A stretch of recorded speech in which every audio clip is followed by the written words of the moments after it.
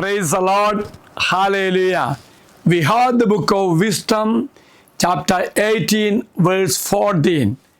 When profound silence encompasses all things, your will, powerful word, leaped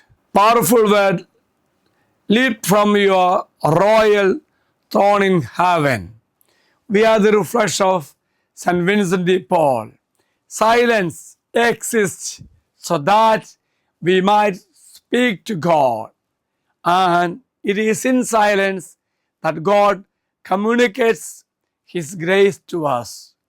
Dear friends, Wisdom 18:14 describes a special moment during the Exodus when a peaceful, quiet night is interrupted by God's powerful judgment, bearing word, descending to enact destruction.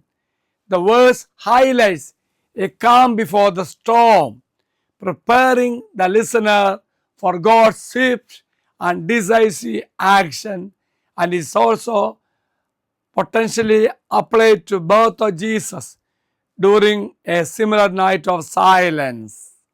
Let us pray.